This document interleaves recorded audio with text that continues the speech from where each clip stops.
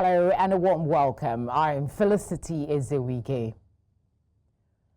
Digital transformation holds significant promise for revolutionizing education. Its innovation has already demonstrated powers to complement, enrich and transform education and has the potential to speed up progress towards Sustainable Development Goal 4, SDG 4, for education and transform modes of provision of universal access to learning. And for many Western countries, the benefits are evident.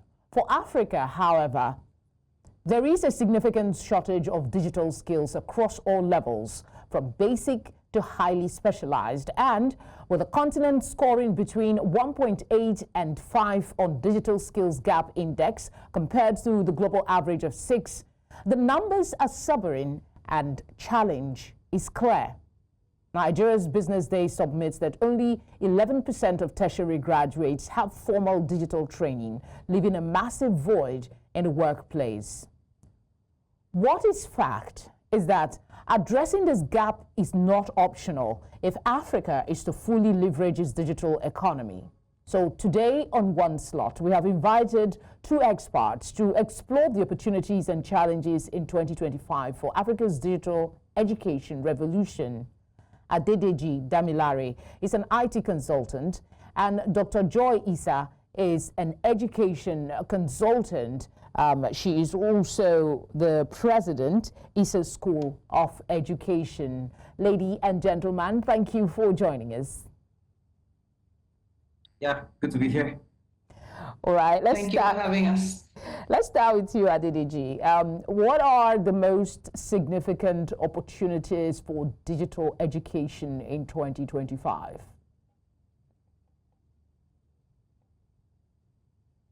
Okay, yeah, so 2025 is a big year. So, and digital transformation has always been what Africa as a whole is very excited to do. The goal has always been we would be, I mean, what they want to be in terms of the Western world. But the obvious reality that faces Africa, I mean, everybody knows that, Nigerian inclusive. For 2025, I think that we just need to take one goal as a continent, right? And not look at the entire bigger picture and say, I have a vision to probably get to maybe 5x of digital transformation this year. So we need to take one, and one of the very basic things to do for digital transformation in Africa is access to electricity. Access to electricity. If Africa as a whole, can team up and say this one thing is what we want to solve across the continent this year, right? I feel like we will make significant progress than having 10-point agenda, 20-point agenda, 50-point agenda, 100-point agenda. So your position is that electricity is more important than talking about infrastructure. Yes, I feel like it is the very basic that we can accomplish in 2025.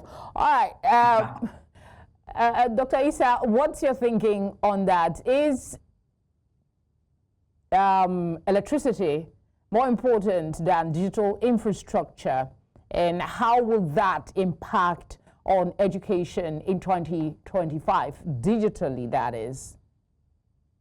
Electricity is a vital part of digital education and the revolution, if you will. Without electricity, we cannot power our devices. And so I completely understand his point about electricity being the foundation of it, but I beg to present a slightly different notion and to say that literacy itself becomes the foundation. Because if I cannot read, I cannot even access what you're presenting to me online. Africa still has one of the lowest literacy levels, or actually sub-Saharan Africa still has one of the lowest literacy levels globally. So we need to invest in deliberately addressing the literacy levels in our continent.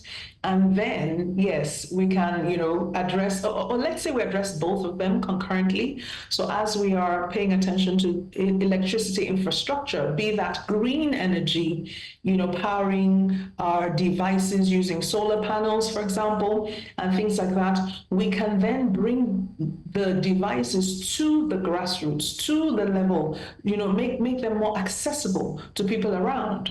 And using that, we improve digital literacy levels. Okay. So that our children, our teachers can access the devices, the technologies that are now prevalent in 2025. Okay, there's something I want you to clarify a bit though, because when you talk about digital education and education or literacy, you seem to separate the both of them. You also said yourself that literacy, digital education, digitalization, I beg your pardon, enhances literacy by agreeing with Damilare about the accessibility of electricity. So talk to us about the difference really and where they are interwoven. Because if digital education enhances literacy, how does it do that, and where are we focusing? What is the missing link? I don't know if that question is too mouthful or it's clear. Okay. I get it. It's clear. So let me give anecdotes to help explain the context. So if I have access to one singular tablet, I can have 1,000 stories in that tablet at different levels. If I'm a beginner reader, I can have 1,000 stories at beginner level. If I'm an intermediate reader, I can have 1,000 stories, and etc. So the device, the technology can facilitate the acquisition of literacy, or me building my reading skills, my literacy skills. To get there though, I do need to have the basic literacy skills. So I need someone to help me engage with my alphabets, with my short, CVC words, and the list goes on. So that's why I separate literacy from digital literacy. We need access to literacy itself. How many of our young people, our children, are in schools to be able to learn how to read and write? How many of our teachers are well equipped to teach young people and also to teach adults how to read, so that when they go online and they begin to read the different things at different levels, they can improve themselves? Because you see, once I can read a book, I can access the wealth of knowledge within that book. So I may or may not necessarily have to go into the brick and mortar classroom to learn, but I can learn online. So that is where the should I say, the divide is. Yes, we need to teach children to read. We need to teach adults to read effectively as well. However, when we have access to technologies that can expedite this process, then we can try and begin to catch up with the rest of the world. That was very clear, Dr. Issa. Let's come back to you, Adedeji. You talked about access to electricity as one goal that we can attain in 2025. It's been a journey. I don't know how optimistic I am that we will actually accomplish, more coverage enough to push the digital evolution.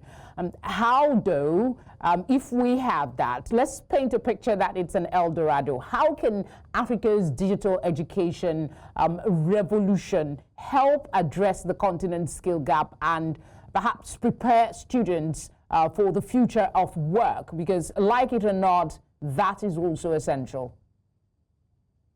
Yeah, thank you very much. So I think the very first thing that we need to look at afterwards would be our institutions needs to be open for more IT professionals and more tech-inclined, personnel. I'll explain what I mean. For example, look at our minister, Dr. Bosun Tijani, Federal Minister of Communication and Digital Economy. I mean, him coming into the system, coming into the political, let me call it political ecosystem, right? In a way, restructured and allowed other people with like minds, right, to come into the system. Today, we're talking about innovation funds for AI, for development and all of that. I mean, Google gave a lot of money to Nigeria, for example, last year for AI Innovation Fund, right? So if we have more of IT personnel, coming into the education system, it opens this up, and then they will be able to bring their innovation. For example, I had a plan, for example, at the University of Ibadan, for example, to build tech hubs. Tech hub where, for example, computer science students who, as we have it today, don't know how to code. I mean, you can imagine the irony. I mean, I'm a computer science student and I cannot code, for example. Now, these tech hubs practically refine this talent such that beyond what they are learning in the university, for example, which in most cases, of course, that can be argued, it's not in tune with the market reality. It's not in tune with the job reality, right? They need to be upskilled. And the only people that can do that are people who are currently in that field. I mean, I can imagine bringing Mark Zuckerberg, for example, to one of the hubs, right, to help enhance this.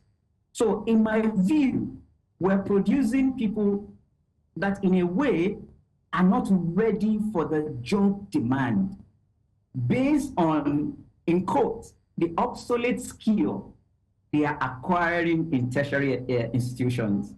I'm looking forward to universities churning out people, for example, who are already refined. They don't need to go into a tech school after. I mean, Adedeji, this debt you are identifying, it's not the sole responsibility of one. The government is usually the culprit here. The education curriculum is designed by a special body, the Ministry of Education. Is there no, I think I should move this question to Dr. Issa. Is there a way that we can have a collaboration between tech professionals, IT professionals, and the ministries of education, not just in Nigeria, but across Africa, that will design an education system that does not leave anyone behind? Because it is appalling for a computer science graduate to say, I do not know how to code. Quite appalling. The partnership, or what you describe is like the public-private partnership, where the mobile network operators, for example, the tech giants, adopt perhaps the IT departments in different universities. This is already happening in many countries across the world.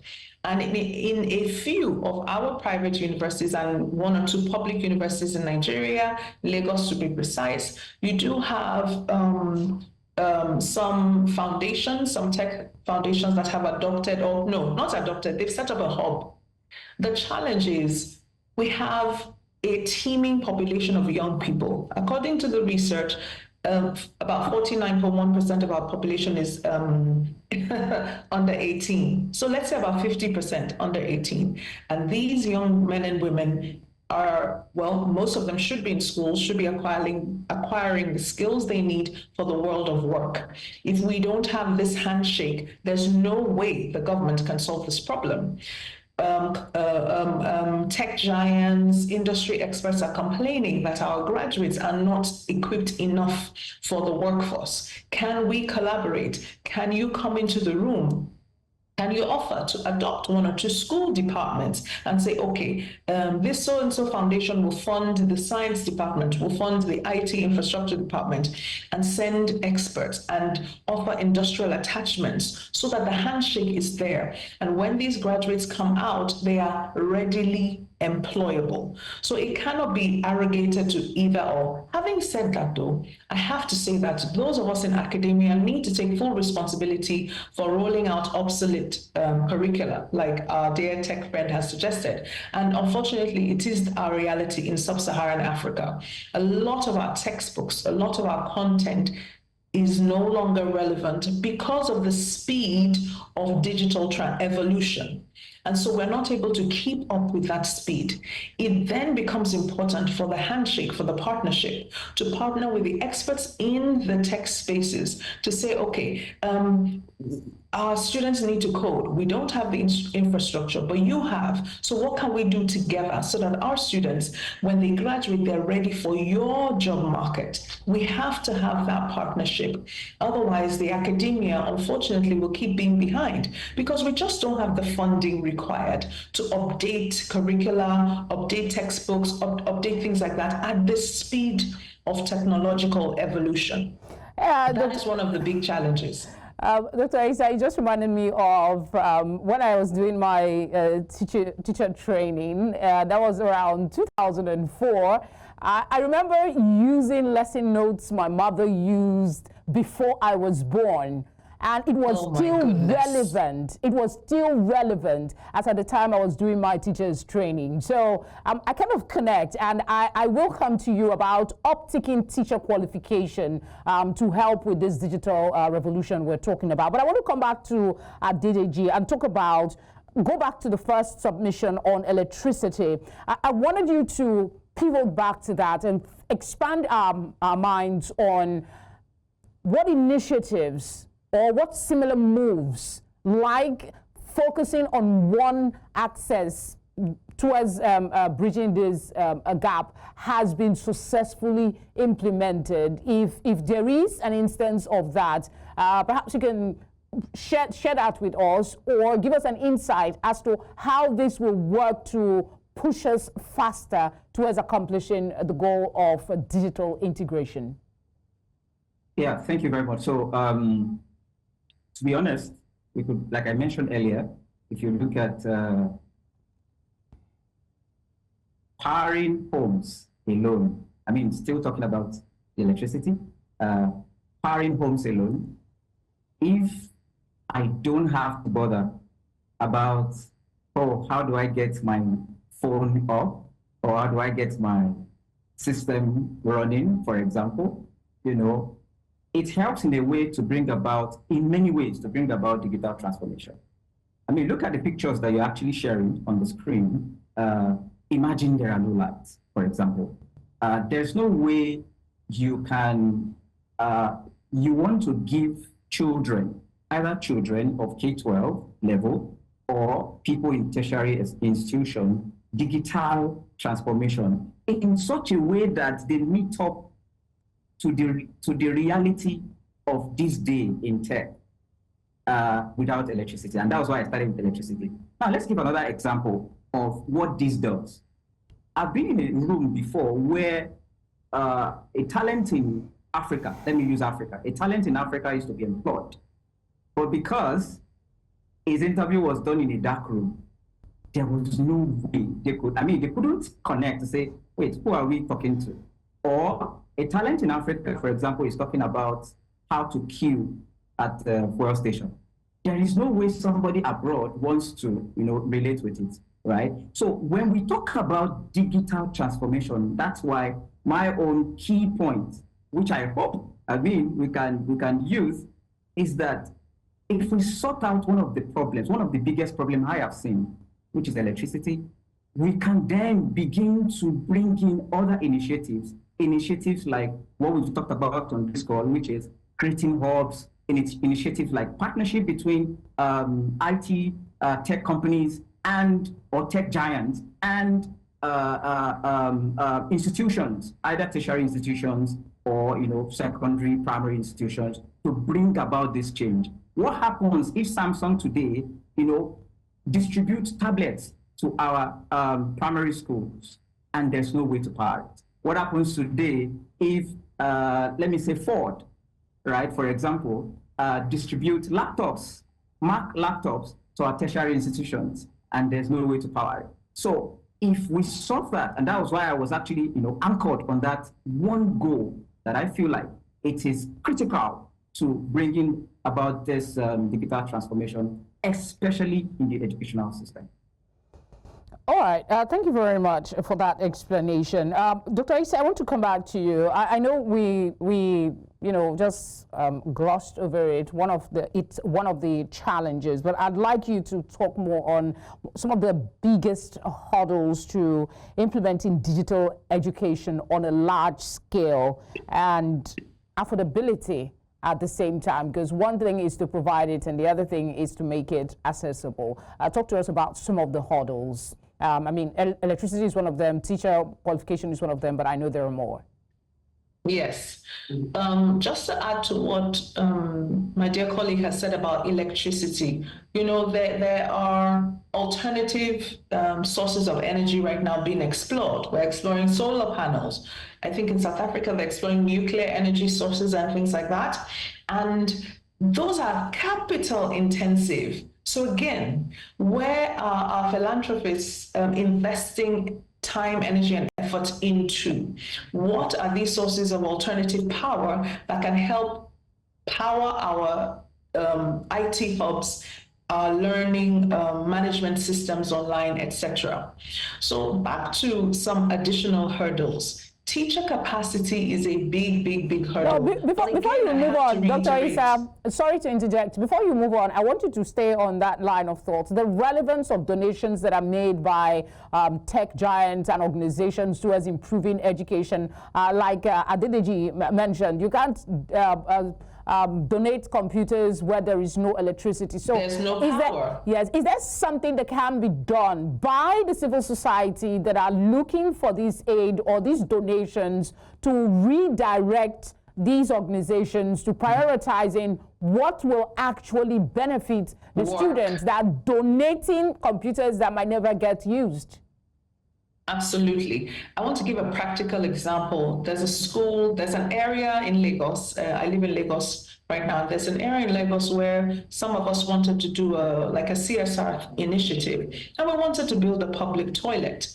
Now, unfortunately, we were required to purchase the land upon which to build the public toilet, and we were trying to donate this public toilet.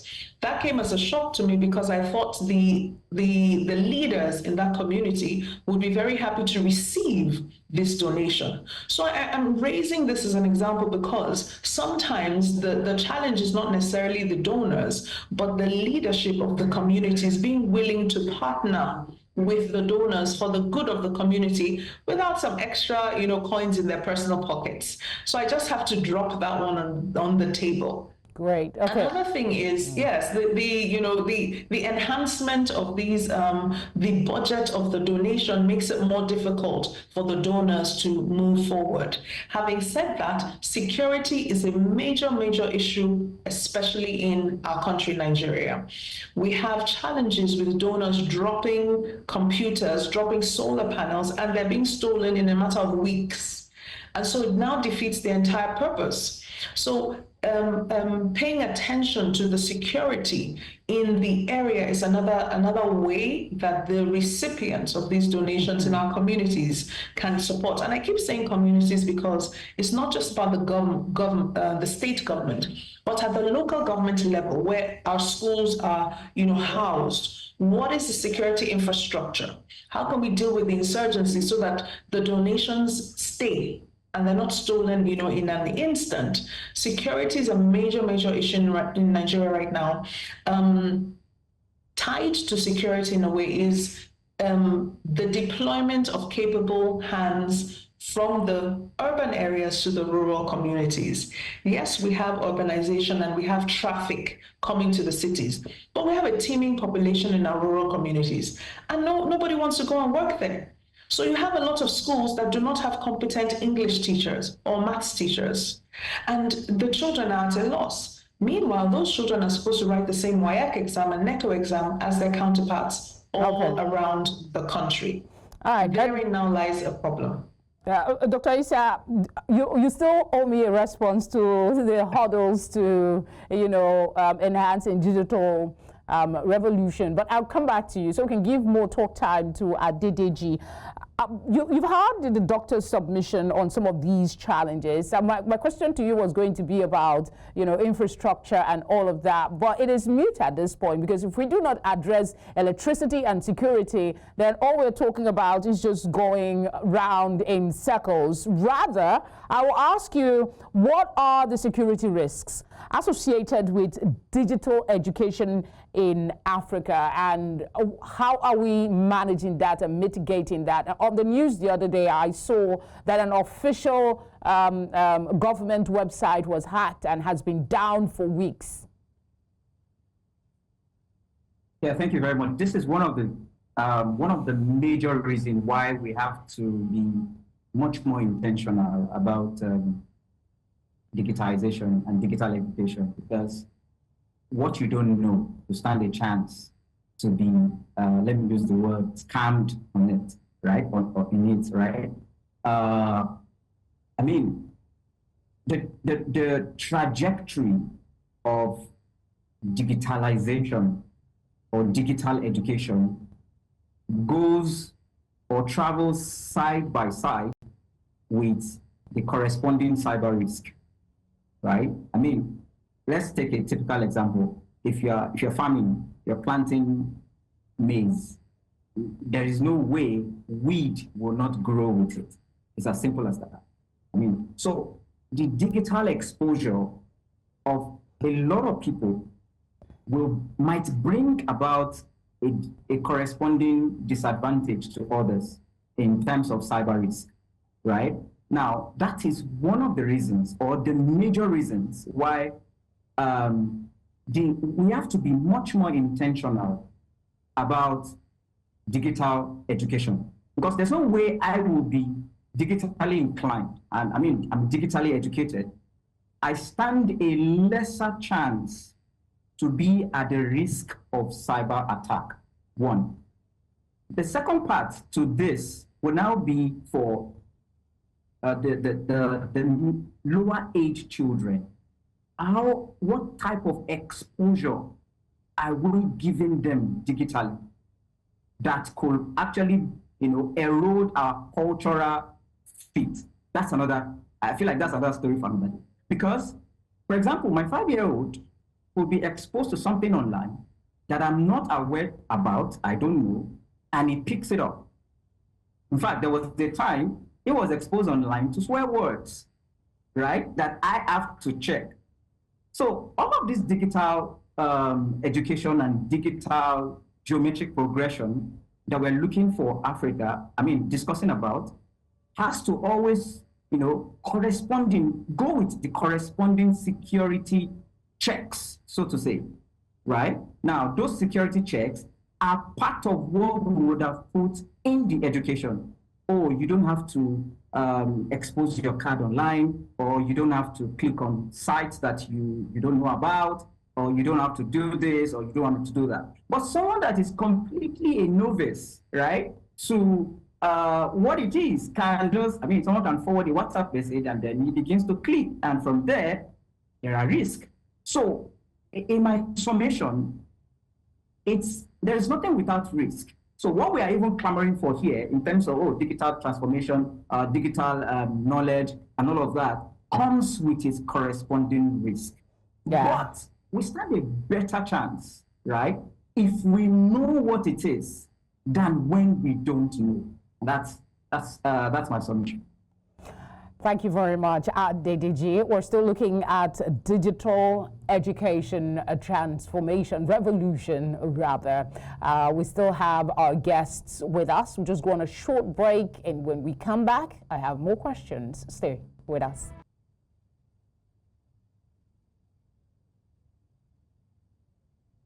Very glad you're still with us. We're still exploring opportunities in 2025 for Africa's digital education revolution. And I have two experts in the building, Dr. Joy Issa and Adedeji Damilare.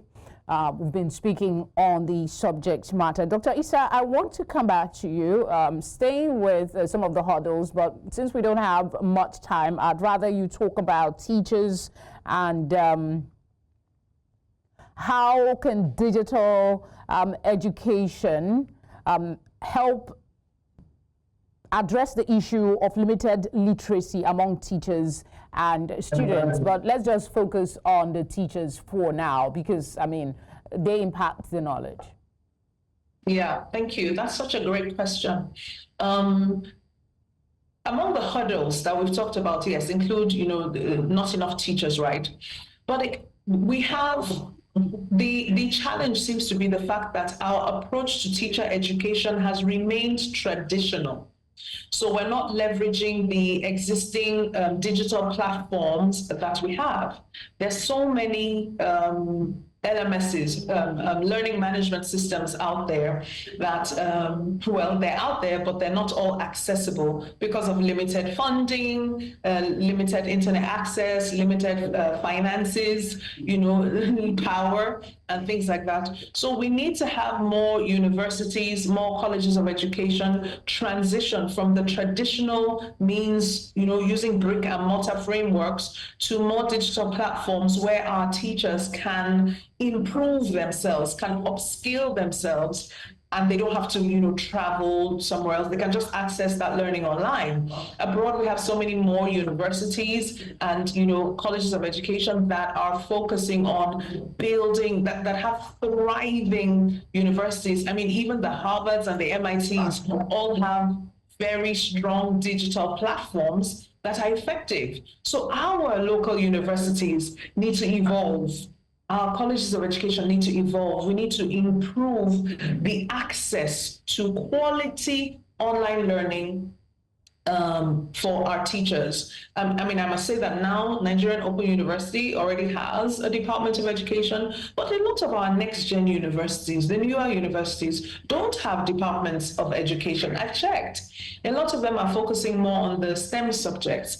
And as they say, that's where the money is. But we need more investment in teacher training that is virtual, that will, decentralize or, democratize access to quality teacher professional development. That will bridge the divide a lot more, and then address the issue of infrastructural gaps. So instead of building more brick and mortar universities, let's establish these functional, virtual universities, online platforms where our teachers can grow their skills, can upskill themselves. You brought it up, so I'm going to take you to Adedeji. That's STEM education and IT, the relevance for the future. In what ways can digital education help African youths, particularly in STEM and IT, to grow that sector? Well, in so many ways, and I think it's very obvious. We have quite a number of people today, Nigerians, Africans, working remotely and contributing immensely to the inflow of foreign currency into the economy.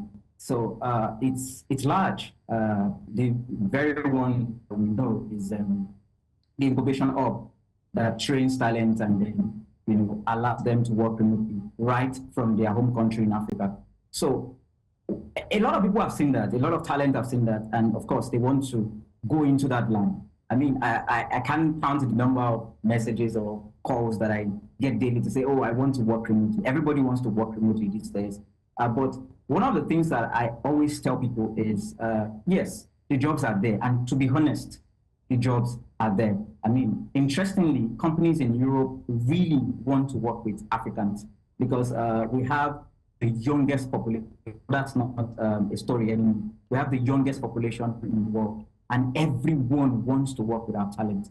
But like I've said, are these talents really ready, to be put out there? Are they employable? Not in terms of speaking of English. Are they practically and professionally, employable when you put them in the job? A lot of talent that we have are people that will learn fast, which is good, but they will learn on the job. And in most organizations, especially countries like the United Kingdom, they want to see what you can do. It's less of even degrees. They want to see practically. If you can build a robot, come and build it for me. Let me see how you're going to build a robot. So yes, the jobs are there. The opportunities are there, and they are very numerous. I mean, they are bound everywhere. But the question is, do we have the talent who are ready, digitally, to meet that demand? Because the demand is there. I mean, countries in Europe are clamoring for working with, like I said before, Africans. But one of the things that has been the problem is, are they trained? Do they know what to do? Are they employable, when we throw it to them? Even from the interview phase, can I give them practical? And then they tell me and not reply with theory, for example. I mean, most of them know how it works, right? But can't put the 1 + 1 together practically to show, people how it works. Adedeji, your point does emphasize the need for qualitative teacher or educationist training and continuous refresher. And Dr. Issa has also spoken about the urgency for that. But looking forward to 2030, what are some of the top 3 recommendations for ensuring Africa fully leverage digital education? This question is for you, Dr. Issa. Okay. The SDGs have already pointed us to qualitative education, and equitable access for all. How that will play out is different in different regions of the world. In sub-Saharan Africa, or if I even narrow down to Nigeria, our digital literacy levels are so diverse across the geopolitical zones. We need very concrete, actionable plans for each of the different zones. So how are we going to get there? Number one, we need a clear, implementable plan for curriculum development. Recently, we have seen that the government has included 15 subjects in our schools. Let's not talk about that today. However, we don't see a plan for implementation. What is the plan? 2030 is 5 years away. What is the plan for attaining digital transformation? What is the plan for attaining equitable access? There is no plan, concrete, shared for all to see. So that's one.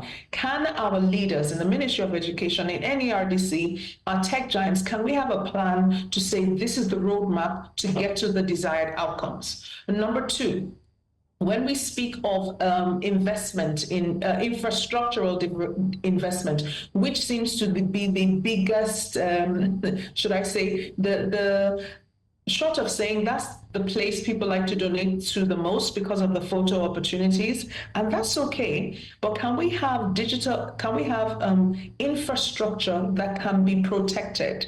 So can we have these solar panels in our schools? Can we have the laptops, the desktops, the projectors, the interactive whiteboards? Can we have the digital technologies that will support the acquisition of digital literacy? And can they be secured?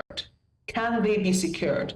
Those are 2 priority areas. Can we have an implementation plan? Can we have a safe infrastructure? And the third thing is really the curriculum. What are we teaching our teachers? Can our curriculum be reviewed in our colleges of education, in our universities, so that the teachers are not using, like you said, are not using their parents' plan from 1945 to learn how to teach, but they're learning how to teach the 21st century child, because there's no point updating the school curriculum when you haven't updated the teacher's curriculum. So those will be my 3 areas of priority. Thank you, Dr. Mr. Damilare, in all this conversation, we've not talked about AI and VAR, and I know that a lot is happening in that area. How can it be better integrated for digital education, for the benefits of digital education? Yeah, so AI today, for example, can actually help in terms of developing better, how will I put it, in terms of the teachers' learning, for example, it can help. I know a company, for example, that is working on that. What they do is they're using AI today to develop help the teachers to develop their lesson notes, so to say. I mean, so they go to the AI and just type in what is skeletal system, and then you generate a lesson note for them that is updated, that is in line, that is in tune with the reality anywhere outside the world. So, I mean, if we begin to have such into our system, into our curriculum, even if we don't change it now, like, because of course that's like an elephant project, of course, which the government can decide to do. But for now, those curriculums can still be updated. So, I mean, I am a teacher, and I'm going there and saying, what is the brain? The time where a teacher will be drawing butterfly for 2 hours on the board is gone, right? AI today can actually help these teachers communicate better. And of course, when you go to VR, of course, VR is a bit expensive because, of course, it would require a bit of more technologies where students will be able to physically see those things in a created environment. So yes, those factors or those tools, so to say, are things that helps or that would help. I already see them, they have started.